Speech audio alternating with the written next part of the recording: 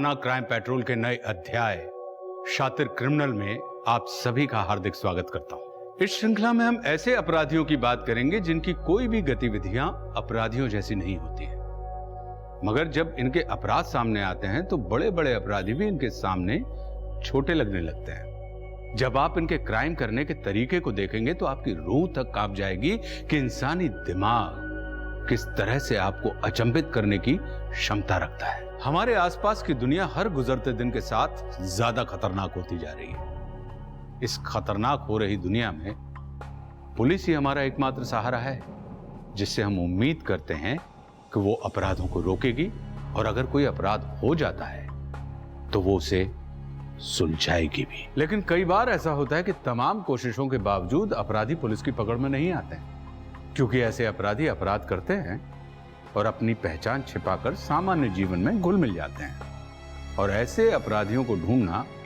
भूसे के ढेर में सुई ढूंढने के जैसा होता है।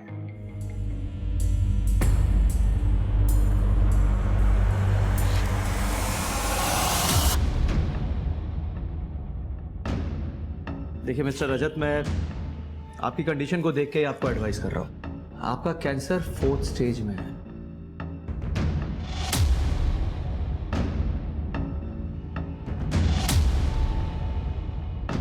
आप कितना भी केमोथेरेपी और रेडिएशन ले लें, लेकिन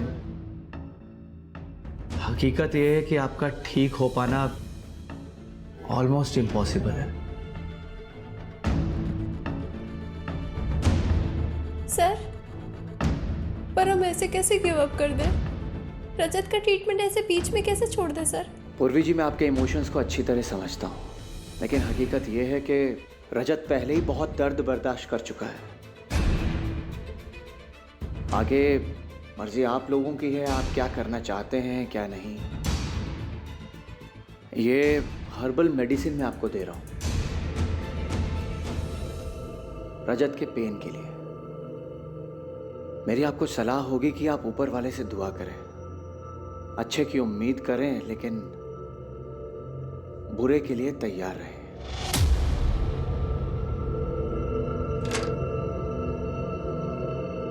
बकवास कर रहा है ये doctor. I can't leave you hanging. कोई बकवास नहीं कर रहे हैं डॉक्टर। तुम्हें भी पता है पूर्वी कि मैं बचने वाला नहीं हूँ, फिर क्यों मेरे साथ तुम भी सफर करना चाहती हो? मुझे तुम्हारे लिए 100 गुना भी सफर करना पड़े ना तो भी मैं करूंगी। बच्चे कुछ पैसे तो क्या घर पे बेचना पड़े तो वो भी बेच दूंगी, पर मैं तुम्हें ऐसे अकेला नहीं छोड़ सकती रजत। तुम मेरे साथ नहीं रहना चाहते क्या?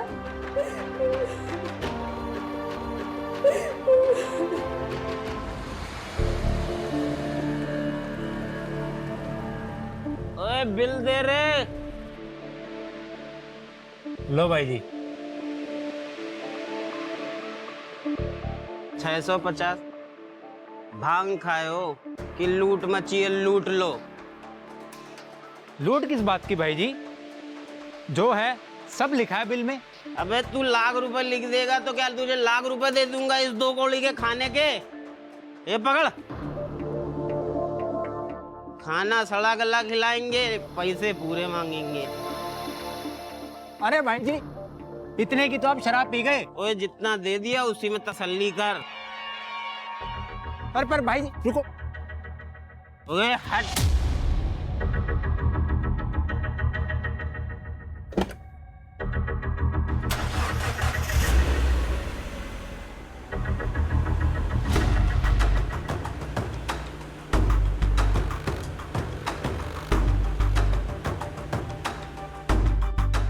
कहाँ जाना है? थोड़ा आगे तक छोड़ दीजिए। आ जाओ, बैठ जाओ, छोड़ देते हैं।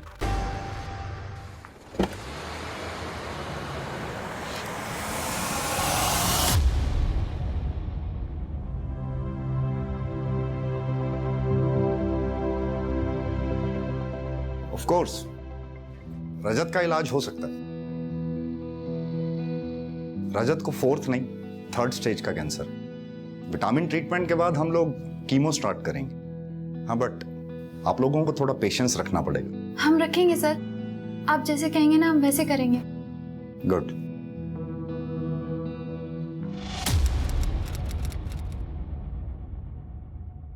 आराम से निकालो।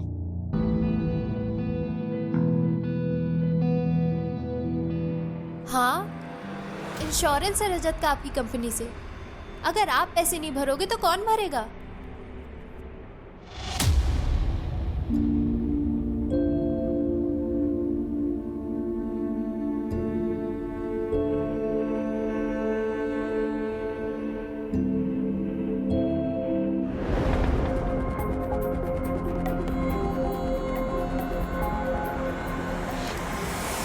रजत, क्या हुआ रजत को?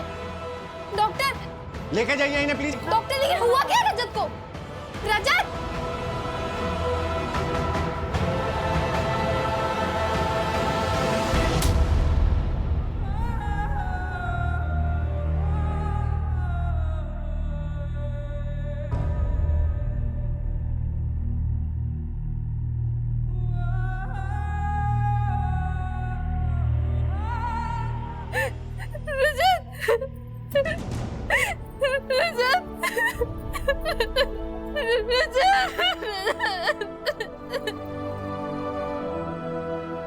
रजत को क्या हुआ?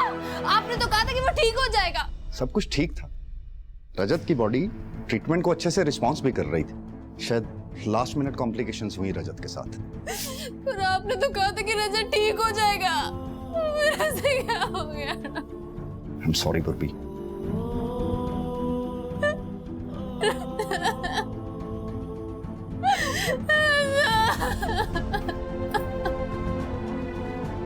इसी रूट पर चलता था, अक्सर आता था मेरे ढाबे पर। लाश मिली है इसकी 2 दिन पहले, यहाँ से 3 किलोमीटर दूर हाईवे पर।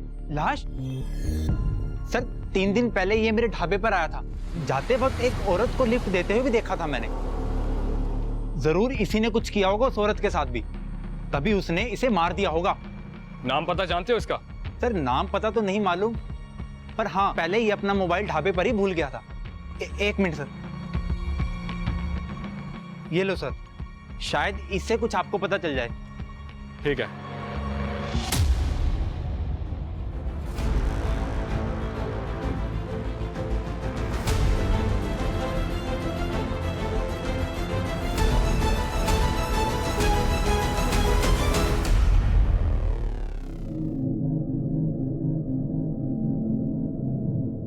आपकी बच्ची को अर्जेंटली हार्ट ट्रांसप्लांट की जरूरत है। टाइम बहुत कम है उसके पास।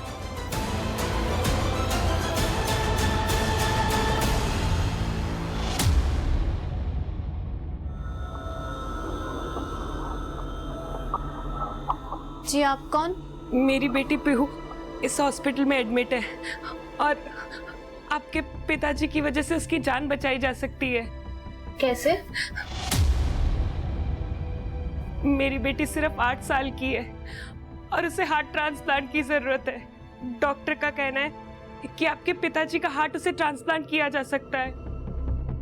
ये क्या बकवास कर रही हैं आप? मेरे पिताजी अभी जिंदा है। पर ब्रेन तो डेड है ना, और वो कभी रिकवर भी नहीं करेंगे। ये आप कैसे कह सकती हैं? और अगर ऐसा है भी तो मैं आपकी बेटी के लिए अपने पिताजी को मार दूं? देखिए, आप मेरी बात नहीं समझ रहे। आपके पिताजी ने तो पूरी जिंदगी जी ली, पर मेरी बेटी पीहू, वो तो सिर्फ 8 साल की है। उसके सामने उसकी पूरी जिंदगी पड़ी है। आपके पिताजी की मौत मेरी बेटी को जिंदगी दे सकती है। अरे कौन है ये औरत? भाई साहब, कौन है ये? आप कोई है यहाँ पे? बाहर निकलो इसे। मेरी कोई है यहाँ पे? जिंदगी आपके हाथ में है। प्लीज उसे बचा लीजिए प्लीज। भाई साहब प्लीज। वो सिर्फ 8 साल की है, आप थोड़ा तो समझिए। उसकी पूरी जिंदगी पड़ी है। भाई साहब प्लीज मेरी बात सुनिए, प्लीज बात सुनिए। अब अंदर मत जाना।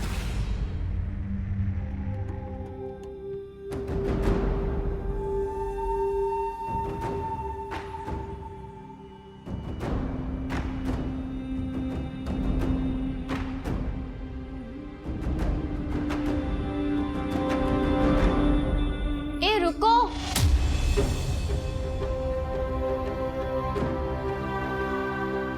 मैं आपकी हेल्प कर सकती हूँ अपने पति को मनाने में। बहन जी आपका बहुत बहुत एहसान होगा, आप प्लीज हार्ट। अरे मेरी बात तो सुनिए पूरी। एहसान की कोई बात नहीं है।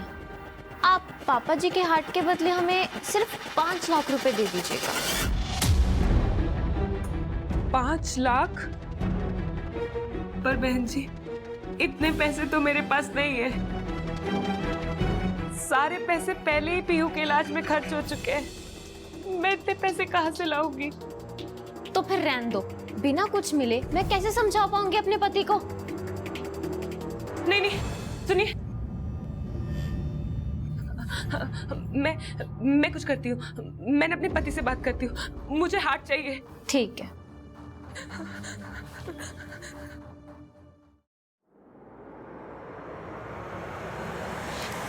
हेलो।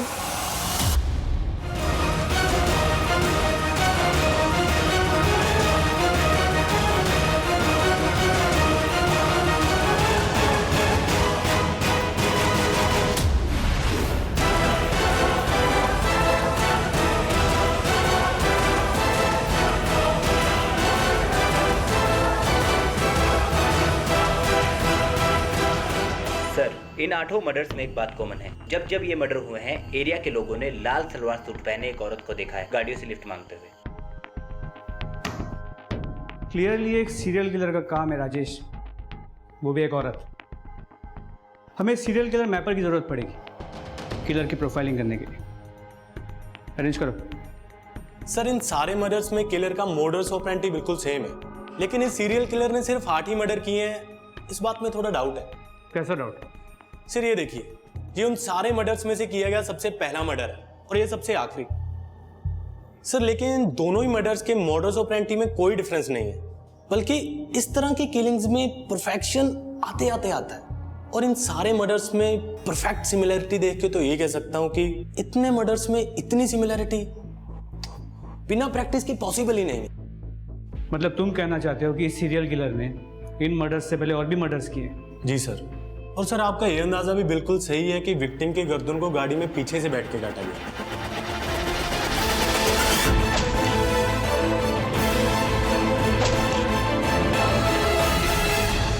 क्योंकि सर ये देखिए, ये सारे कट के मार्क्स फ्लैट ना होकर सर्कुलर हैं और लंबे भी, जैसे गर्दन को पीछे की तरफ से खींच के रेता गया।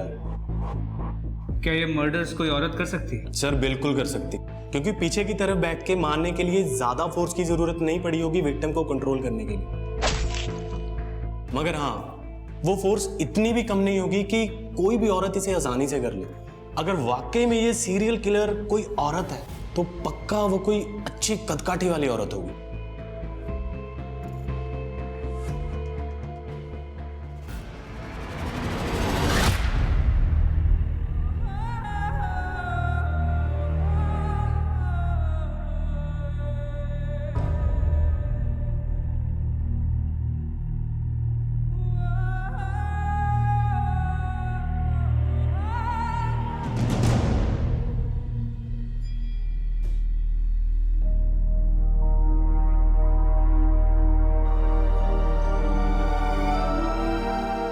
बेटा आखिरी बार उसे विदाई तो दे दे। नहीं माँ, नहीं, रजत ने प्रॉमिस किया था कि वो लड़ेगा अपनी जिंदगी के लिए, मेरे साथ रहेगा, पर उसने अपना प्रॉमिस तोड़ दिया। ऐसा कर सकता माँ? मैं उसे अलविदा नहीं कहूंगी। मैं नहीं कहूंगी। विशाल ले जाओ अपने भाई को, ले जाओ रजत को यहाँ से। मैंने ले जाओ रजत को।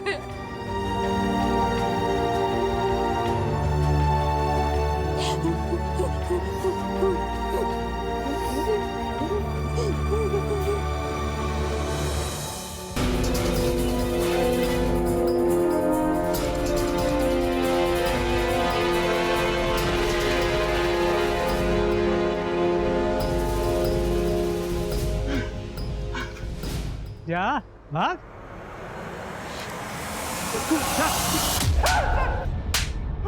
सर मैं सच कह रहा हूँ सर, मैंने कुछ नहीं किया सर, मैंने किसी टैक्सी वाले का खून नहीं किया सर। तो जिस टैक्सी ड्राइवर की डेड बॉडी हमें मिली है उसकी टैक्सी तेरे पास कैसे आई? कौन? पिछले 1 साल से चोरी की गाड़ियों का कलर और चेसिस नंबर बदल के बेच रहा था ना तू? सोच रहा था कभी पकड़ा नहीं जाएगा, लेकिन इस बार तूने जल्दी में चेसिस नंबर बदलना भूल गया। मैंने कुछ नहीं बदला सर, कुछ भी नहीं बदला सर।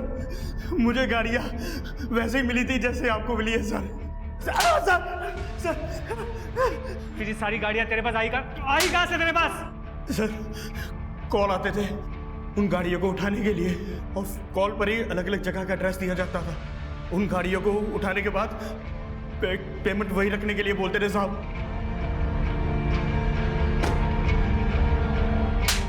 कौन करता था फोन? किससे बात होती थी तेरी? अलग अलग नंबर से फोन आता था साहब, एड्रेस बताने के लिए।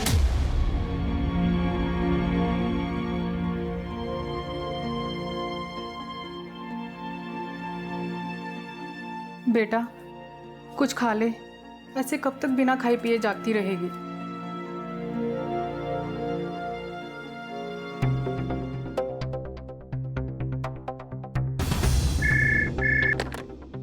हेलो, मैंने पहले भी आपको फोन किया है।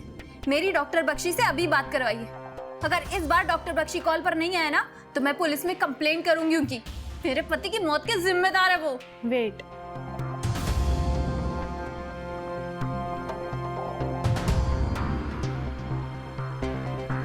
अब किस लिए फोन किया आपने यहाँ पे? आपको अच्छे से पता है कि मैंने आपको क्यों फोन किया है।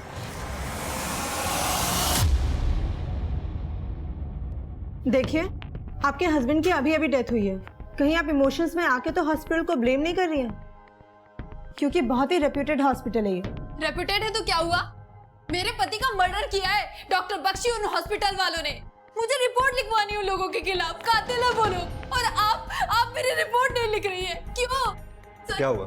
सर वो मेरे रजत को उन लोगों ने। मैंने सब सुन लिया, आप प्लीज बैठिए बैठिए। मनप्रीत। Yes sir. मैडम से एनसी लो रिटर्न में, और खुद सिटी हॉस्पिटल जाकर पर्सनली चेक करो। Yes sir.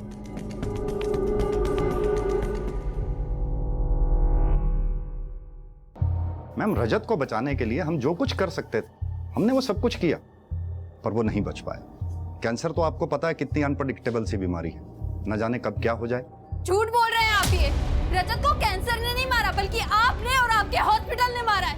मैं ना कुछ छोड़ो, बाहर जाइए आप, प्लीज बाहर जाइए, लेके जाओ इन्हें। झूठ बोल रहे हैं ये। रजत को बचाने का वादा किया था इन लोगों ने। मैं छोड़ूंगी नहीं, मैं किसी को नहीं छोड़ूंगी। मैं किसी को भी नहीं छोड़ूंगी। देखिए मैम, रजत ना तो पहला ऐसा पेशेंट है जिसकी डेथ मेरे हॉस्पिटल में हुई है, और ना ही पूर्वी कोई पहली ऐसी रिलेटिव है जो इस तरह से हंगामा कर रही है। हाँ, रजत की मौत पे मुझे भी डाउट है। डाउट है? पूर्वी मुझसे पैसे मांग रही है रजत की मौत के हर जाने के तौर पर। डॉक्टर बख्शी, मेरे पास जितने भी पैसे थे वो सब रजत के इलाज में खर्च हो गए। मेरे पास कुछ भी नहीं है, मैं अपने खर्चे कैसे उठाऊं? आपको तो कंपनसेशन देना ही होगा, चाहे ऐसे या वैसे। जिस टाइम रजत की डेथ हुई ठीक उससे लगभग आधा घंटा पहले मेरे डॉक्टर्स ने राउंड किया। रजत वाज परफेक्टली फाइन। उसके आधे घंटे के अंदर अंदर न जाने ऐसा क्या हुआ कि रजत की डेथ हो गई। पर उस टाइम पूर्वी अकेली थी मैम रजत के साथ रूम में। इंटरेस्टिंग। पता है मनप्रीत, पैसा आदमी से कुछ भी करवा सकता है, तो फिर ये पूर्वी क्या चीज है? इसका बैकग्राउंड चेक करो। Yes sir. और वो हॉस्पिटल में कुछ सस्पिशियस मिला क्या? सर हॉस्पिटल में तो कुछ सस्पिशियस नहीं मिला, लेकिन डॉक्टर बख्शी वो शायद जितना अच्छा खुद को दिखाते हैं उतने अच्छे वो है नहीं। अगर तुम्हें लगता है कि डॉक्टर बख्शी के साथ कुछ गड़बड़ है तो डॉक्टर बख्शी और हॉस्पिटल दोनों को इन्वेस्टिगेट करो। Yes sir.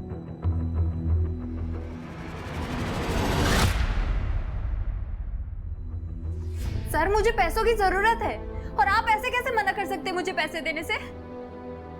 हेलो?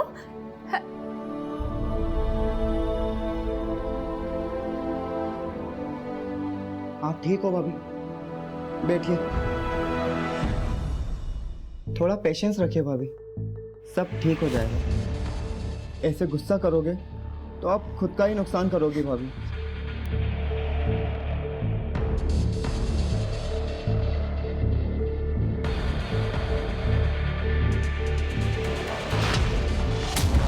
मुझे पता है मुझे क्या करना है। तुम ना ज्यादा सिंपैथी मत दिखाया करो और मुझसे दूर से बात किया करो। बार बार यहाँ मत आया करो, चले जाओ यहाँ से।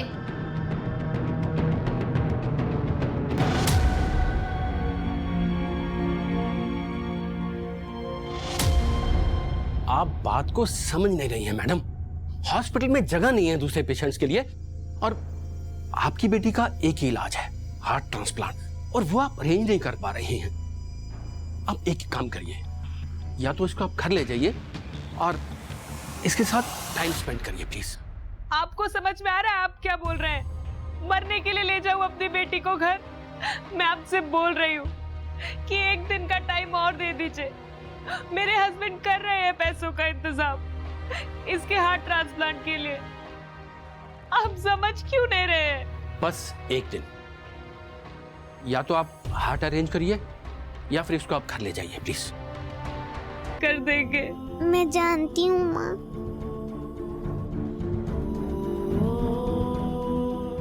मेरा बच्चा। ज्ञान के मर्डर केस में हमारे पास एक ही सस्पेक्ट है, वो ढाबे वाला वीरू, जिसका झगड़ा हुआ था ज्ञान के साथ। ओए जितना दे दिया उसी में तसल्ली कर। अरे पर भाई जी रुको। ओए हट। बाकी पुलिस स्टेशन से कुछ पता चला? हाँ सर, हाईवे पे हो रही लूटपाट की गैंग के बारे में पता किया। गैंग के बारे में क्या पता चला? सर गैंग के बारे में कुछ खास पता नहीं चला, लेकिन पिछले 1-2 सालों में कई पुलिस स्टेशन में ज्ञान जैसे ही सिमिलर मर्डर केसेस रिपोर्ट हुए हैं, जिनमें से ज्यादातर विक्टिम की पहचान नहीं हो पाई है सर। और जिन 1-2 विक्टिम की पहचान हुई भी थी, उनके केस को रैंडम लूटपाट की केस की तरह इन्वेस्टिगेट किया गया। अगर ये ढाबे वाला वीरू उस ज्ञान को नहीं पहचानता और उस लाल सूट वाली औरत के बारे में हमें नहीं बताता, तो हम भी शायद इस केस को एक रैंडम केस की तरह ट्रीट कर रहे होते। सर अब क्या करें? पहले तो हमें यह पता करना है कि ये वीरू सच बोल रहा है या सिर्फ हमें बहका रहा है। तुम ऐसा करो, बाकी के पुलिस स्टेशन से जो भी सिमिलर केस रिपोर्ट हुए हैं उनकी डिटेल मंगवाओ और उसे आपस में टैली करो। देखो कोई लीड मिलती है या नहीं। जी सर।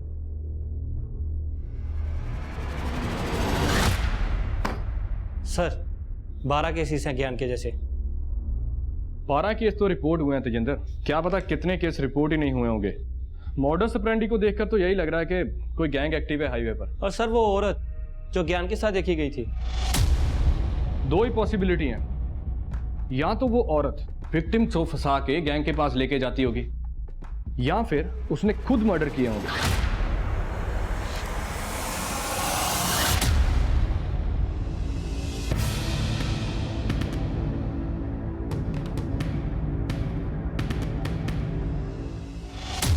सर 8 विक्टिम्स की पोस्टमार्टम रिपोर्ट स्टडी कर रहा था, लेकिन उसमें भी कुछ खास मिला नहीं था इन्वेस्टिगेटिव टीम्स को। सर हाईवे पर एक औरत की डेड बॉडी मिली है।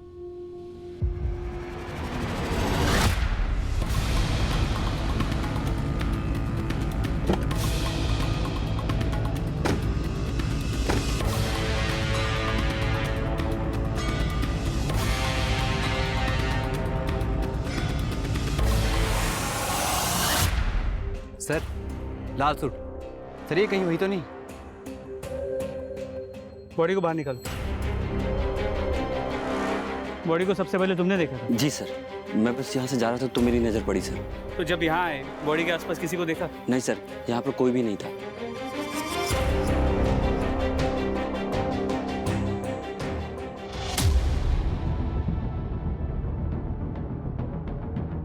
सर इसका नाम प्रतिमा सागर है, और सिर्फ इसकी आईडी नहीं, इसके पर्स से और भी देखिए क्या क्या मिला है।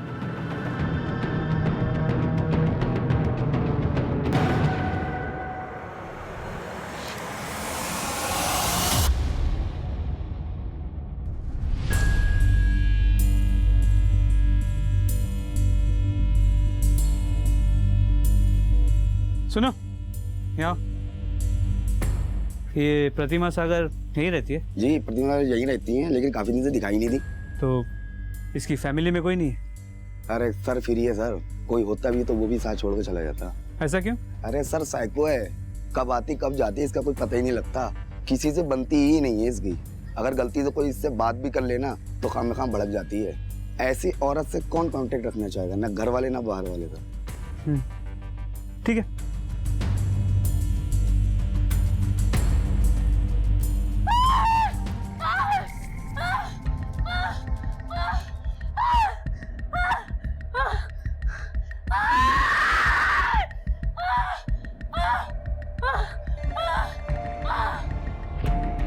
मुझे तो अभी भी यकीन नहीं हो रहा रीवा कैसे मान गया आपकी बात। जो डिलीवरी के लिए हॉस्पिटल के बजाय ये होम बर्थ का ऑप्शन चुना, जबकि उसकी प्रेगनेंसी पहले से इतनी कॉम्प्लिकेटेड है। मानगी, क्योंकि ये कॉम्प्लिकेशंस वगैरह ना सब डॉक्टरों के बनाए हुए फतूर हैं। अरे हॉस्पिटल लेके जाएंगे तो वो चीर फाड़ करेंगे सिर्फ पैसा बनाने के लिए। वैजी ने दवाई दी है ना, उससे सब ठीक हो जाना, तू चिंता मत कर। रीवा का बच्चा अटक गया है, उसको हॉस्पिटल ले जाना पड़ेगा।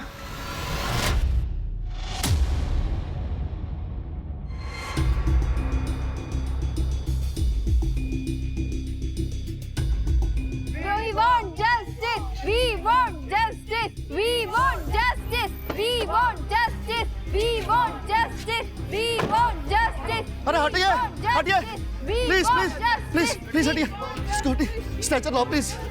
We want justice. We want justice.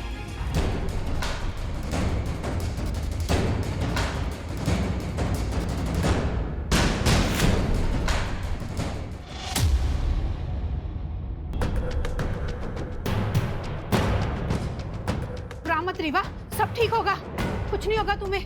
हम हॉस्पिटल में है ना, हौसला रख, सब ठीक होगा रीवा।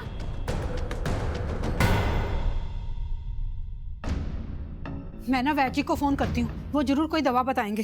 किसी को फोन नहीं करेंगे आप, पहले रीवा और मेरे बच्चे की जान खतरे में डाल चुकी हैं आप। अरे तुम तो ऐसे बोल रहे हो जैसे मुझे रीवा की कोई फिक्र ही नहीं। बेटी है वो मेरी। बेटी है?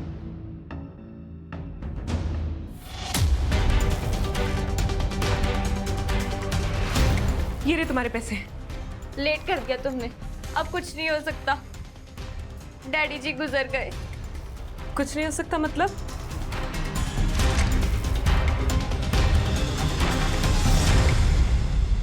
अब तो तुम्हारे ससुर मर गए ना, अब तो इजी हो जाएगा।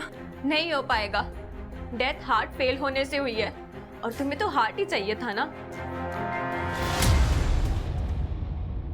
परी मेरी सो रही है, पीहू मेरी सो रही है, परी रानी आएगी, पीहू को खिलाएगी, पीहू खुश हो जाएगी। मम्मा मम्मा चिल्लाएगी, मम्मा मम्मा चिल्लाएगी, पापा पापा चिल्लाएगी। रो रही है परी। हाँ? पीहू को क्या हो गया? ये सांस नहीं ले रही है। पीहू, पीहू, बेटा आंखें खोलो। बेटा पीहू, बेटा आंखें खोलो। क्या हो गया? एक मिनट। पीहू, पीहू, आंखें खोलो बेटा। पीहू, पीहू आंखें खोलो।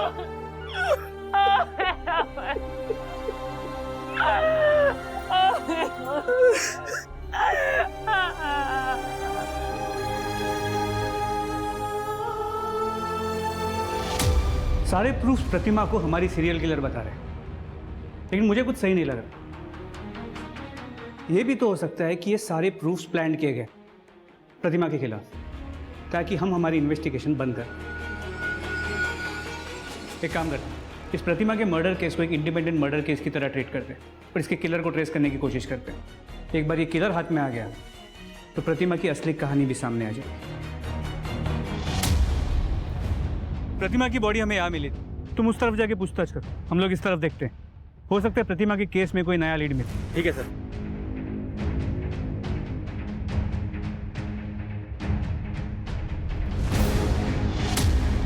इसको, हाँ साहब, इस औरत ने मेरी दुकान से पानी खरीदा था। भैया एक पानी की बोतल देना, थोड़ा जल्दी दे दो।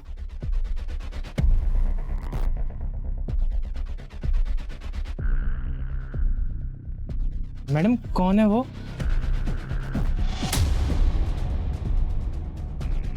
कोई नहीं। कौन था वो आदमी?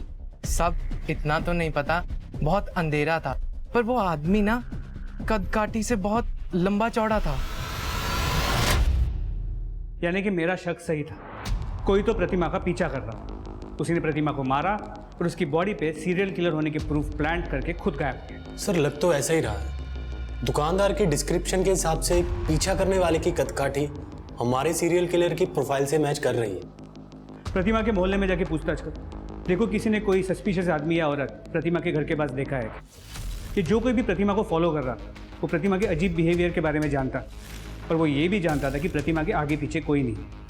इसीलिए उसने प्रतिमा को हमारी सीरियल किलर बनाकर हमारी इन्वेस्टिगेशन को भटकाने की कोशिश की। हमें एक बहुत ही डेंजरस और स्मार्ट सीरियल किलर को ट्रेस करना है। हमें उसे जल्द से जल्द पकड़ना होगा। न जाने वो अपना अगला शिकार किसे और कहाँ करे। सर जिस पुलिस स्टेशन के ज्यूरिसडिक्शन में डेड बॉडीज मिली थी वो सभी हाई अलर्ट पर हैं। अलर्ट पर ही रखो उन्हें। सीरियल किलर आजाद घूम रहा है, जल्दी नहीं पकड़ा गया तो और भी मर्डर होंगे। Okay sir. पुलिस की दोनों टीमें सही रास्ते पर थी। एक खतरनाक सीरियल किलर जो उनसे अभी तक हमेशा एक कदम आगे था, उसे पकड़ने में पुलिस को एक बड़ा सुराग मिला कि सीरियल किलर कोई औरत नहीं बल्कि एक पुरुष था जो प्रतिमा का पीछा भी कर रहा था। सिर्फ ब्रेक थ्रू ही नहीं बल्कि पुलिस टीम का यह अंदाजा भी सही था कि जब तक इस सीरियल किलर को वो रोक नहीं पाते हैं तब तक और भी बहुत कुछ होने वाला है इस केस में।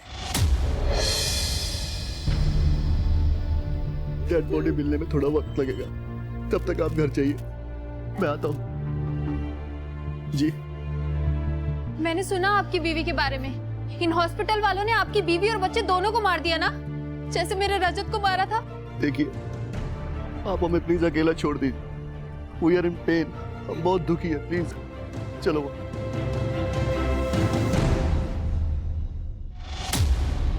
अच्छा ही हुआ रजत को अपनी जिंदगी से मुक्ति मिल गई। पूर्वी उसके साथ रह के भुगती तो रही थी, कम से कम वो अपनी मर्जी से अपनी जिंदगी जी तो सकती। अपनी मर्जी से मतलब? अरे मैम, मरने वाले के बारे में मैं आपको क्या बताऊं। रजत को कैंसर होने से पहले ही उसने अपने भाई विशाल को अपनी मम्मी पापा के घर भेज दिया था। अब रजत के मरने के बाद वो जब चाहे अपनी मर्जी से आता जाता है। मुझे तो ये लगता है विशाल और पूर्वी के बीच कुछ। सिटी हॉस्पिटल के रिकॉर्ड में एक चीज बहुत ऑड है। क्या? शहर के बड़े बड़े और फेमस हॉस्पिटल्स में भी इतने ऑर्गन ट्रांसप्लांट नहीं हो रहे हैं जितने इस सिटी हॉस्पिटल में हो रहे हैं। इनफैक्ट पूर्वी के हस्बैंड रजत, उसके भी ऑर्गन ट्रांसप्लांट वही हुए थे। और सर पूर्वी, उसके बारे में हमें ये पता चला है। ये देखिए, ये तो रजत के इंश्योरेंस के पेपर है। बिल्कुल। और आप रजत की इंश्योरेंस को क्लेम करना चाहती हैं, वो भी जल्द से जल्द। हाँ तो इसमें गलत क्या है? मेरे पति के नाम पे इंश्योरेंस था और अब उसकी डेथ हो गई है। क्लेम नहीं करूंगी तो क्या करूंगी? गलत? इसमें कोई गलत नहीं है, बल्कि आपके और आपके देवर विशाल के बीच में जो भी कुछ चल रहा है, क्या वो सही है? क्या चल रहा है मेरे और विशाल के बीच में? कहना क्या चाहते हैं आप? यही कि आपके और विशाल के बीच में जो कुछ भी चल रहा था, इसी वजह से रजत ने विशाल को उसके माँ बाप के पास भेज दिया था, क्योंकि उसे शक था। बकवास कर रहे हैं आप ये। रजत ने विशाल को यहाँ पर सिर्फ पढ़ाई करने के लिए बुलाया था, मगर वो यहाँ आकर कुछ ज्यादा ही बिगड़ गया था। मेरे साथ फ्रेंडली होने की कोशिश कर रहा था, इसलिए मैंने रजत को बोला था विशाल को वापस मम्मी पापा के पास भेजने के लिए। और ये डॉक्टर बख्शी से कॉम्पनसेशन के लिए ब्लैकमेलिंग कर रहा है। मैंने कोई ब्लैकमेलिंग नहीं की है सर। मैंने सिर्फ उनसे ये कहा था कि उन्हें रजत की मौत का हर्जाना भरना पड़ेगा, और डॉक्टर बख्शी इस बात का बतंगड़ बना रहे और कुछ नहीं कर रहे सर। मुझे तो इस बात का विश्वास नहीं होता सर कि जो लोग मेरे पति की मौत की जिम्मेदार है अब उनकी बात पे भरोसा कर रहे हैं। पूर्वी जी, हमें आपके बारे में कुछ बातें पता चली थी तो हमने आपसे पूछताछ की। हमें डॉक्टर बख्शी और उनके हॉस्पिटल के बारे में कुछ बातें पता चली हैं, उनसे भी पूछताछ करेंगे। मेरा बेटा 29 साल का था। आज तक अपेंडिक्स के अलावा उसे कभी हेल्थ प्रॉब्लम नहीं हुई, और उसी के लिए हम सिटी हॉस्पिटल में उसको लेकर गए थे, मगर वो जिंदा वापस ना आ सका। क्या आपने अपने बेटे के ऑर्गन्स डोनेट करने के लिए कुछ पेपर्स पे साइन किया था? मैम, इलाज के दौरान उन्होंने हमसे इतने पेपर साइन करवाए, हो सकता है बीच में कोई ऐसा पेपर रख दिया हो। हमें इसके बारे में कुछ मालूम नहीं है।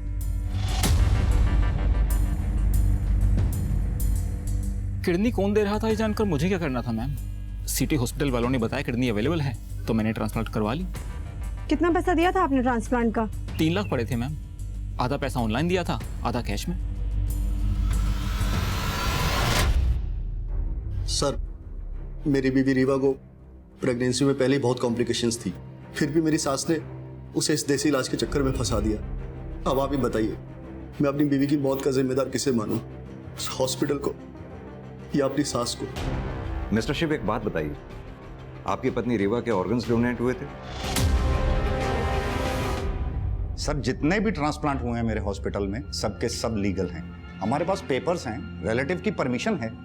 लेकिन डॉक्टर बख्शी, सब केसेस में ट्रांसप्लांट के बेनिफिशरीज या रिलेटिव्स को पता ही नहीं था कि वो डोनेशन के पेपर पे साइन कर रहे हैं। दूसरी बात, ट्रांसप्लांट के बेनिफिशरीज से हाफ पेमेंट कैश में ली गई, जिसका हमें कोई ट्रेस नहीं मिला। हो सकता है सर, हम कैश में डील ही नहीं करते तो फिर कैश लेंगे क्यों? तो डॉक्टर बख्शी, अगर पैसा आपके पास नहीं है तो किसी के पास तो होगा ही। हमें आपका हॉस्पिटल सर्च करना होगा। अब आप हमें खुद सर्च करने देंगे या फिर हम कोर्ट से सर्च वारंट लेके आए? सर जब कुछ गलत किया ही नहीं तो हम सर्च से क्यों डरेंगे? आप इत्मीनान से सर्च कीजिए।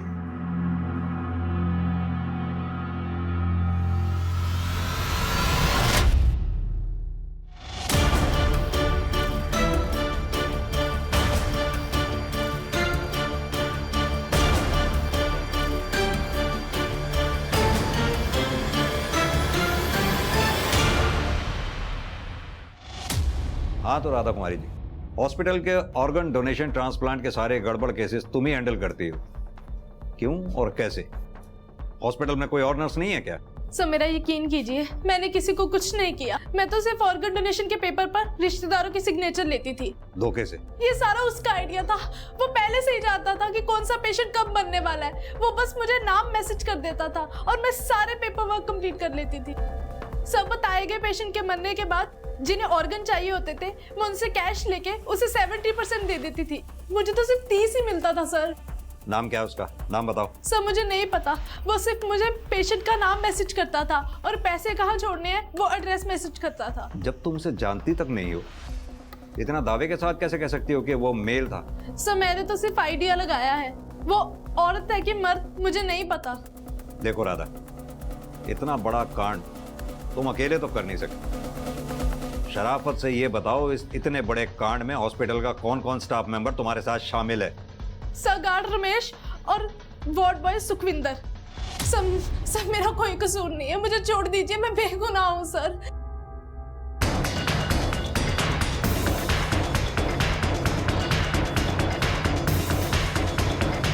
सर राधा के दिए हुए सारे नंबर्स बंद आ रहे हैं और सर गार्ड और वार्ड बॉय से भी कुछ नया पता नहीं चला।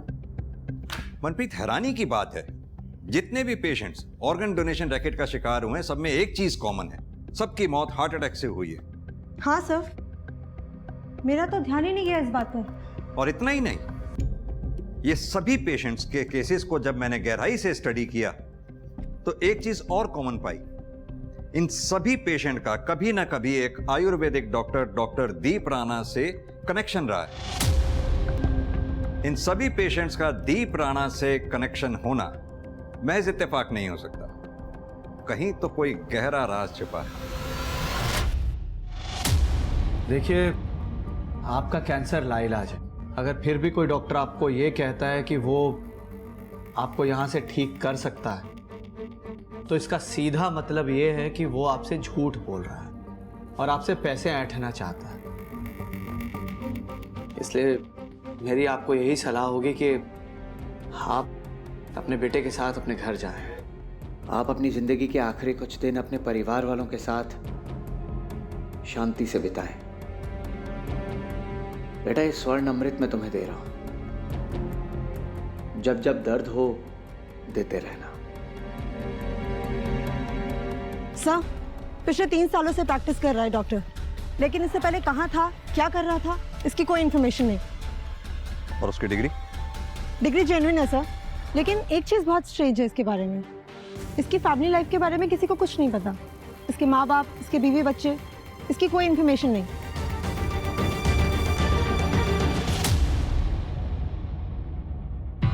क्या बात डॉक्टर साहब, भागने की तैयारी हो रही है? इंस्पेक्टर साहब, आप लोग यहाँ, और ये आप क्या कह रहे हैं? आई होप कि आपने सुना होगा कि सिटी हॉस्पिटल में कई सारे पेशेंट्स की मौत हार्ट अटैक से हो गई, और तो और उनके ऑर्गन्स भी डोनेट धोखे से करवाए गए। और डॉक्टर साहब, ताज्जुब की बात तो ये है कि सभी पेशेंट्स आपके हैं। आपने उन्हें सिटी हॉस्पिटल में रेफर किया था। तो नहीं करना चाहिए था क्या? देखिए इंस्पेक्टर, सिटी हॉस्पिटल एक शहर का रिप्यूटेड हॉस्पिटल है।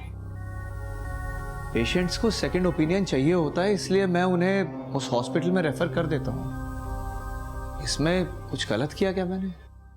गलत नहीं किया होता तो ऐसे भाग तो नहीं रहे होते डॉक्टर साहब। मैं भाग नहीं रहा हूँ, मैंने अपने लैंडलॉर्ड को 1 महीने पहले ही इन्फॉर्म कर दिया था कि मैं यहाँ से जा रहा हूँ दूसरे शहर। आप चाहें तो उनसे पूछ सकते हैं। पूछ लेंगे, उनसे भी पूछ लेंगे। फिलहाल आप ये बताइए कि आप यहाँ 3 साल से प्रैक्टिस कर रहे हैं। 3 साल पहले आप कहाँ थे, क्या कर रहे थे, इसका कोई रिकॉर्ड क्यों नहीं? 1 मिनट।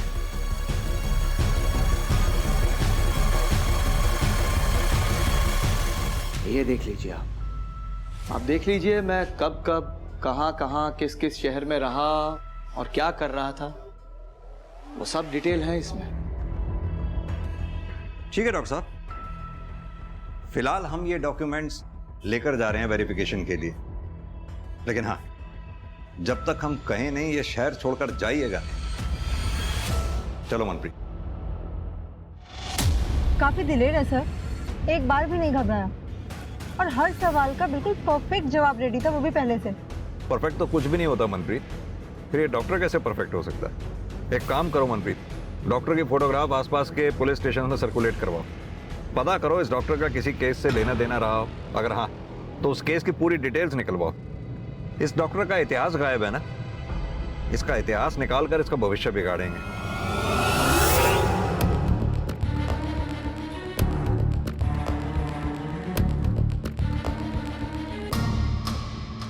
सर, हम उस सीरियल किलर को कभी ढूंढ नहीं पाए। हमने अपनी पूरी कोशिश की। उस सीरियल किलर ने अपनी एक विक्टिम प्रतिमा को सीरियल किलर बनाकर हमारे सामने प्रोजेक्ट करने की कोशिश भी की। हमने प्रतिमा के एक पड़ोसी से उस किलर की आधी अधूरी स्केच बनवाई थी। सर ये देखिए। तो इस स्केच से कोई हेल्प नहीं मिली आपको? नहीं सर, हमें प्रतिमा के घर में एक अनजान आदमी के फिंगरप्रिंट्स भी मिले थे, लेकिन हमारे पास कोई सस्पेक्ट था नहीं कि इसके साथ वो फिंगरप्रिंट्स मैच कर सकते। सर, अब आपके पास एक सस्पेक्ट है तो ट्राई करके देखते हैं। नहीं वर्मा जी, ऐसे डॉक्टर दीप राणा के फिंगरप्रिंट्स नहीं ले पाएंगे। वो बहुत होशियार है, डेंजरस भी। हमें उसके फिंगरप्रिंट्स उसकी नॉलेज में डाले बिना लेने होंगे। सर वो कैसे करेंगे? मनप्रीत, एक सर्च वारंट निकलवाओ। Yes sir.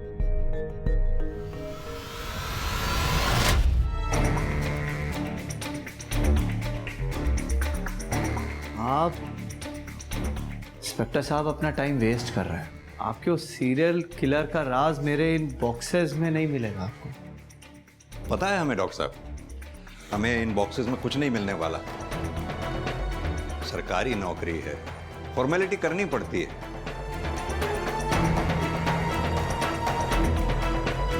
चलो भाई, हो गया बस। ठीक है डॉक्टर साहब, जल्दी मुलाकात होती है। चलो Manpreet.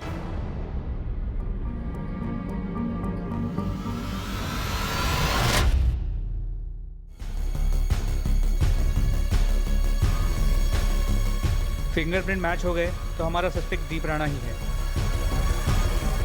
It's a match sir.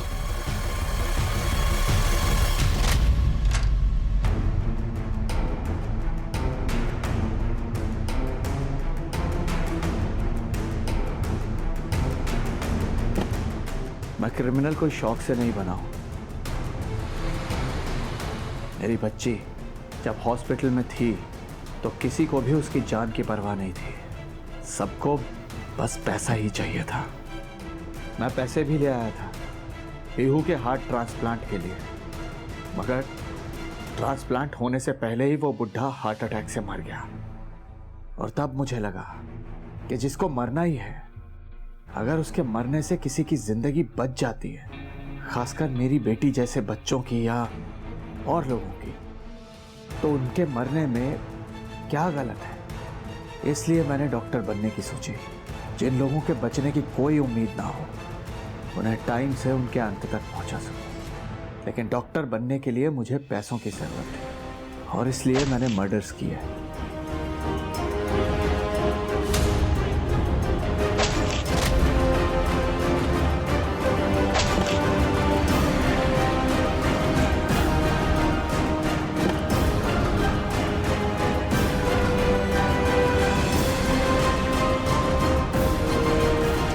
जब मैं डॉक्टर बन गया तो शांति से मरने में लोगों की हेल्प करने लगा।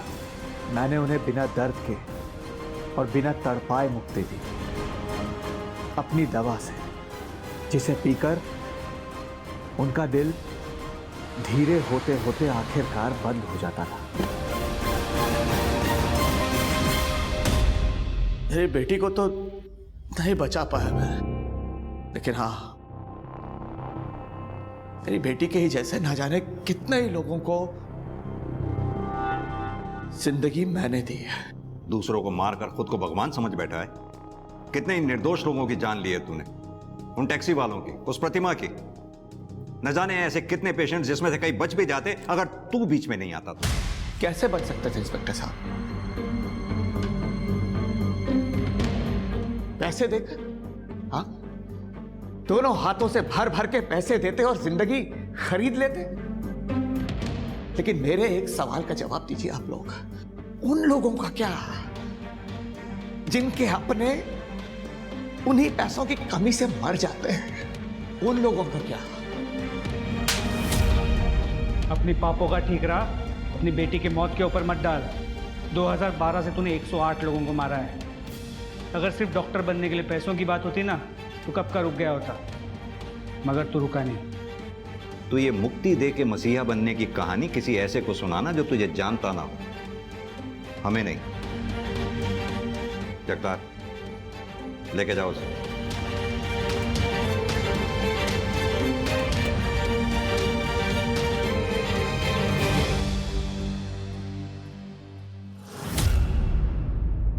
एक डॉक्टर जो अपने हुनर से लोगों की जान बचा सकता है, जिसे हम ईश्वर का दर्जा देते हैं, उसने अपने हुनर का इस्तेमाल करते हुए अपने ही मरीजों की जान ले ली।